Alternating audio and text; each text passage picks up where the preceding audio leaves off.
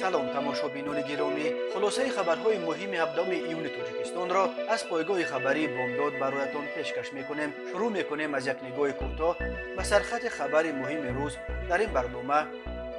طلب حکم زندان عمرباد برای امیر تاجیک داعش اسامه النورکی. عزت امان از دادگاه تاجیکستان دلسر شده است و دیگر بحث‌های دادگاهی را دوام دادنی نیست. پلکوونیک زاده بدخشان محمد سلطان را از خانه‌اش برداشته بردند. سقوط یک چرخبال طالبان در کوههای پنشیر مشکل فنی یا نتیجه حمله چریک‌های احمد مسعود. کشتار یک زن 55 ساله در دره اسکندرقول ناحیه عینی و دو صدمه مرگاور در محله میرزابک و دهه سلطان آباد. و اکنون تفصیلات خبرها.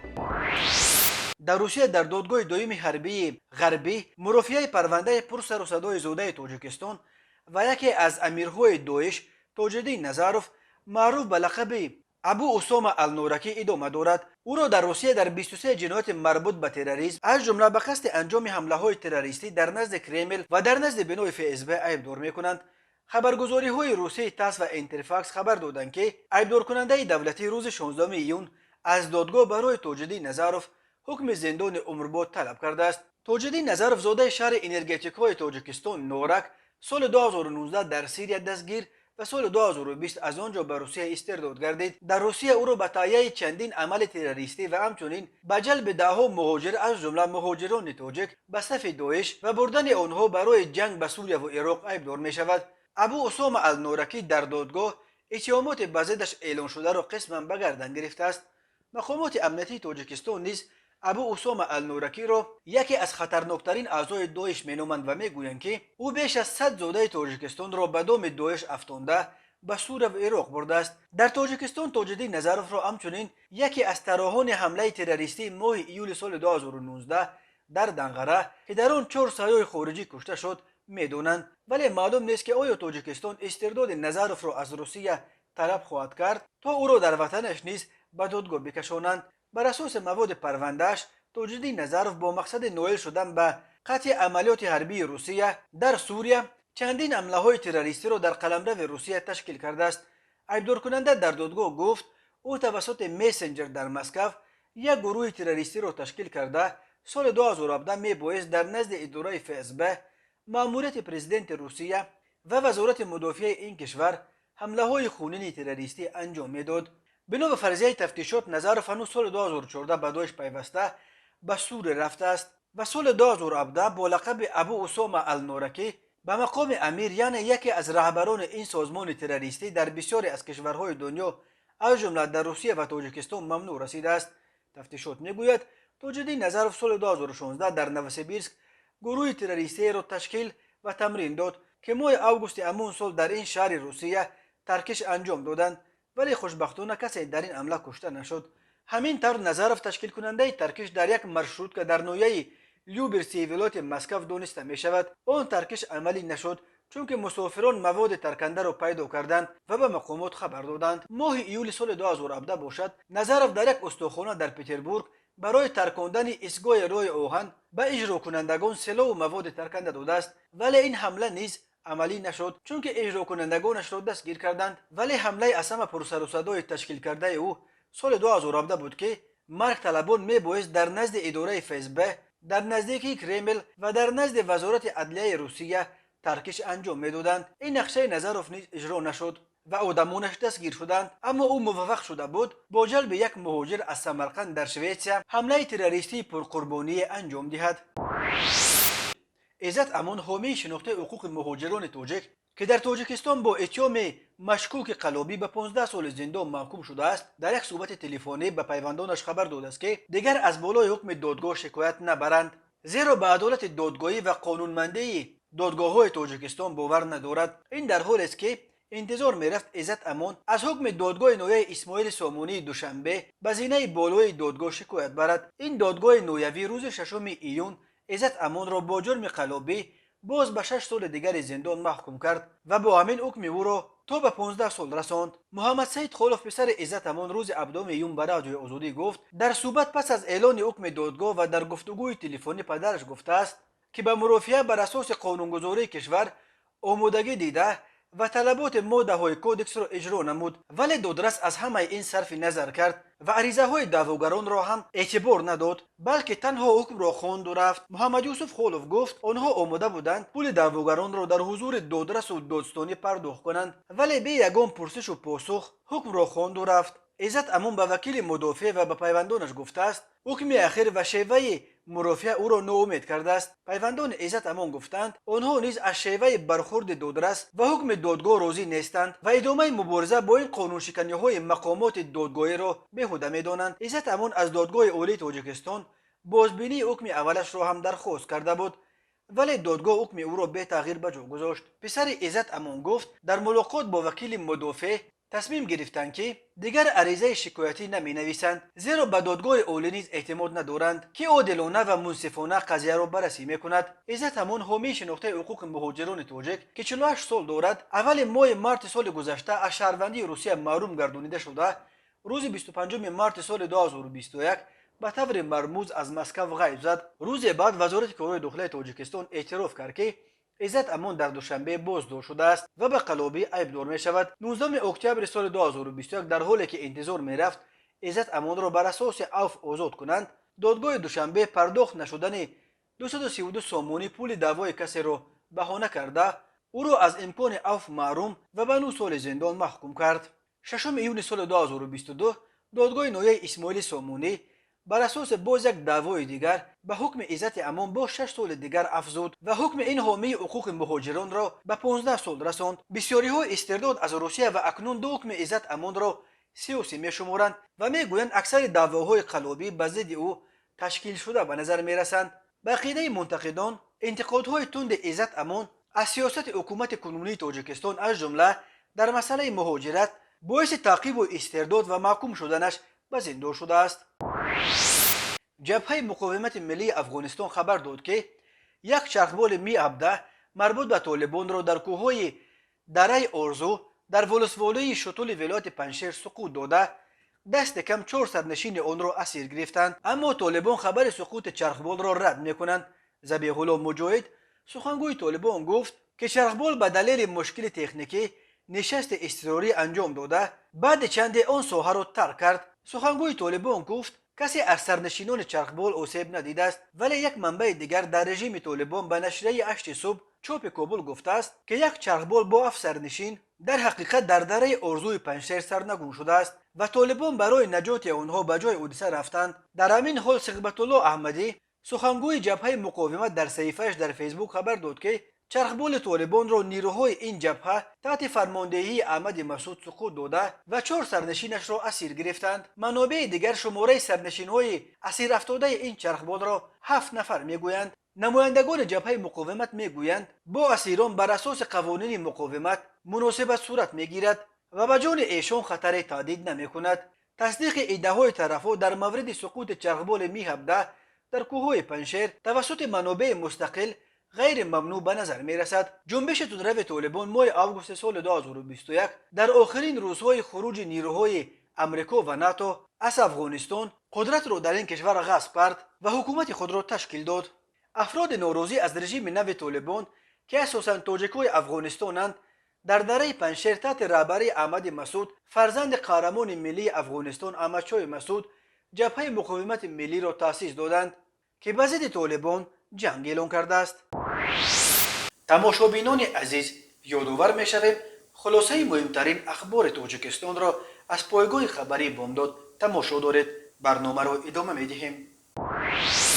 پیوندانش گفتند محمد سلطان مولانظرف 72 ساله افسر پیشین امنیت را 16 ایون ماموران انتظامی از خانه‌اش در دوشنبه بردند، اما معلوم نیست چرا و به کجا.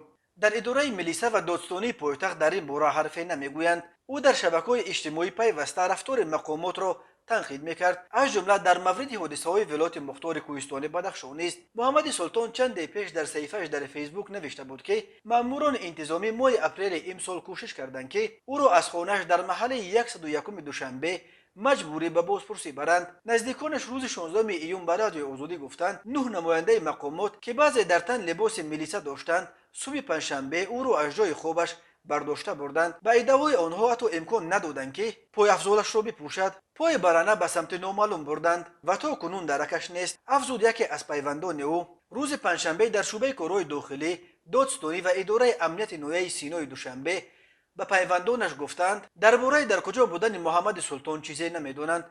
مقامات امور داخلی و دادستانی به زنگای ما پاسخ ندادند. محمد سلطان در سالهای 70 در روزنامه کمسمول تاجیکستان کار کرده، سپس به کار در کمیته دولتی امنیت ملی گذشت. او بازنشسته است. در فیسبوک در موضوعهای گوناگون فکر و نظرش را می نوشت و بعضا از سیمومین یتیموف رئیس کمیته دولتی امنیت ملی نیز تنقید میکرد. در یکی از نوشته‌های آخرش پس از گفتگو منزل زیستش در فیسبوک نوشته است تمام قانون‌های حقوق انسان را زیر پا کرده خدمات اکادمیک سیمومین یتیموف تعقیبات روی راست و غیر سودی را که یقینا سالهای پرداشت 37 و بیریه را خاطرسار می نماید قهرمانانه ادامه می دهد. مقامات به نوشته‌های پیشین او و حال در کجا بودنش رسما واکنشی نکردند. روشن نیست او را برای تنقیدهاش از سیمومین یتیموف بردند یا نوشته‌هایش درباره حادثه‌های ولایت مختار کوهستان بدخشان یا مثال دیگر. کمیته ایالت‌های فوق‌العاده تاجیکستان روز 17 ایون سال 2022 خبر داد که شبانه روز گذشته در قلمرو این کشور از آمدن سیل‌ها در منطقه‌های مختلف و شمال سخت خبرها رسیدند. چنانچه 16 ایون سال 2022 باران‌های شدید در قلمرو جماعت دهات ایوان تاجیک ناحیه مشچای کویی ولایت سوخت سبب آمدن سیل شد. در نتیجه این آفت زمین‌های کش ضرر دیدند. لایقه روی ماشینگرد دارای اهمیت محلی را پوشاند. گفته می شود با تلاش کارمندان خدمات راه وزارت نقلیات جمهوری تاجیکستان راه‌ها تازه و حرکت ماشینا از سر گرفته شدند. تلفات جانی به قید گرفته نشده است. همچنین شب 15 یونیو سال 2022 نزدیک به ساعت 22:30 شمال سخت در قلمرو دهه پلدان و چوبه جماعت دهات پلدان ناحیه لخش بوم 10 خانه استقامتی، 2 بنای یاری رسان و سقف بنای مکتب تحصیلات عمومی را قسماً کند. کمیته ایالت‌های فوق‌العاده گفت این حادثه نیز خوشبختانه تلفات جانی نداشت. در جای حادثه گروه فوری از حساب کارمندان کمیته و کمیسیون ایالت‌های فوق‌العاده فعالیت دارد. کارها برای برطرف نمودن عاقبت‌های آفت طبیعی دوام دارد و کمیسیون ایالت‌های فوق‌العاده میزان ضرر رسیده را معاین می‌کند. کمیته ایالت‌های فوق‌العاده تاجیکستان خبر می‌دهد که طبق معلومات اگنتی آب و هواشناسی کشور از 17 تا 21 ایون سال 2022 در یک قطار ناحیه‌های کویی و نزد کویی جمهوری به استثنای قسم شرقی ولایت مختار کوهستان بدخشان باران می‌بارد. این باران می‌تواند سبب آمدن سیل و بالاروی سطح آب رودخانه شود. خطر لغزش ترمه، ریزش سنگ نیز زیاد است. در رابطه با این کمیته از ساکنان و مهمانان نواحی کوهستان دعوت می‌کند که هنگام حرکت در منطقه‌های کویی هرچی بیشتر احتیاطکار باشند. هنگام جمع‌آوری زمزم، بروغ و دیگر زراعت‌ها همچنین چور و چرانی و ماهیداری خیلی احتیاطکار باشند. کمیته ایالت‌های فوق‌العاده به خاطر جلوگیری از صدمه‌ها در راه‌ها به خصوص هنگام استفاده از راه‌های کویی و عقبه‌ها از رانندگان ماشین‌های دارای 36 دعوت می‌کند که حرکت شبانه را محدود نماید. به همه قاعده‌های حرکت را مخصوصا معیار سرعت رعایت کنند. غیر از این از اهالی خواهش کرده می‌شود قبل از آغاز بارانی‌های پرشدت جویبار و سیل راه‌ها را از هر گونه خس و خسپاره‌ها تازه کنند تا آب مجرای خود را به سمت خانه و حوله و کشتزاران دیگر نکند. و حالا یک مرور کوتاه به اخبار کریمینالی و حادثه‌های ناخوش روز. بنا به اطلاع منابع پایگاه خبری بامداد روز 14 ایون سال 2022 در جریان یک مناقشه در دهه کوهستانی سرطاق در دره اسکندرکوی جماعت فاندریای ناحیه عینی یک زن 55 ساله با نام ره که صاحب 3 فرزند بود کشته شده است. با اتهام دست داشتن در کشتار این زن کارمندان میلیسیا خود همان روز خدای سابق او را دستگیر کرده به شعبه میلیسیا ناحیه عینی آوردند. بنا به اطلاع دریافتی پسر این زن چند سال پیش از دختر جدا شده است و بعد آن بین این دو اولاد خصومت پیدا شده بود. معلوم نیست که سبب مناقشه نوبتی که صبح بر وقت 14 ایون رخ داده است چه بود، ولی به سر زن کورد کشیده او را 3 ضربه زده است. ساکنان دهه زن جسمش خونشار را به بیمارستان بردند ولی او در راه جان داده است. جنازه زن را روز 15 ایون بعد انجام همه تشخیص‌های لازمه طبی و دادگاهی به خاک سپاریدند. برای این کشتار تا 25 سال زندان تهدید میکند. 15 ایون سال 2022 تخمینا ساعت 21:40 ронандаи автомошинаи тамғаи Мерседес Бенз Расулов Шаҳриёр Каримович соли таваллудаш 2001 сокини шаҳри Ваҳдат ҳангоми ҳаракат аз самти кӯчаи Зебунисо ба самти маҳаллаи Мирзобек аз ҳудаи идораи воситаи нақлиёт набаромада пиёдагард Маҳдумаъруф Икром соли таваллудаш 2003 сокини ноҳияи Рӯдакиро пахш намудааст. дар натиҷа пиёдагард ҷароҳати вазнини ҷисмонӣ бардошта дар беморхона ба ҳалокат расидааст. 16 июни соли 2022 тахминан соати 12:10 ронандаи скутер Норматов Абдумумин соли таваллудаш 1958 сокини ноҳияи шаҳри Туз ҳангоми ҳаракат дар деҳаи Султонобод аз ҳудаи идораи скутер набаромада ба самти муқобили роҳ баромада ба воситаи нақлиёти тамғаи ГАЗ-53 Бобомуродов Турназар соли таваллудаш 1969 сокини деҳаи Янгиобод бархӯрдааст. дар натиҷа ронандаи скутер Норматов ҷароҳати вазнини ҷисмонӣ бардошта дар ҷои ҳодиса ба ҳалокат расидааст ва мусофири скутер Холматов Тоир соли таваллудаш 1971 сокини ноҳияи мазкур ба саломатиаш ҷароҳати ҷисмонӣ бардошта дар беморхона бистарӣ гардидааст. аз рӯи ин ҳодисаҳо таҳқиқот идома дорад. ҳангоми гузаронидани чорабиниҳои оперативии ҷустуҷӯӣ аз ҷониби кормандони милисия марди 37-солаи сокини ноҳияи Айнӣ бо гумони қаллобӣ дастгир карда шуд. ном бурда санаи 27 майи соли 2021 бо роҳи фиреб ба боварии марди 28-солаи сокини ноҳияи Рӯдакӣ даромада аз ӯ як адад автомошинаи тамғаи Мерседес Бенз ки арзишаш $20,000 амрикоиро ташкил медиҳад гирифта ваъда додааст ки маблағашро бармегардонад, аммо то ҳол барнагардонидааст. оиди ҳолати мазкур парвандаи ҷиноятӣ бо моддаи 247 қисми 4 кодекси ҷиноятии ҷумҳурии Тоҷикистон оғоз карда шуда тафтишот идома дорад. тамошобинони азизу гиромӣ, ин буд муруре ба хулосаи чанд хабари муҳими имрӯзи Тоҷикистон. хабару гузоришҳои бештар аз Тоҷикистон ва дар бораи Тоҷикистону атрофи онро дар сомонаи пойгоҳи хабари Бомдод дар ин нишона пайгирӣ намоед: www.bomdod.com. хуш бошед.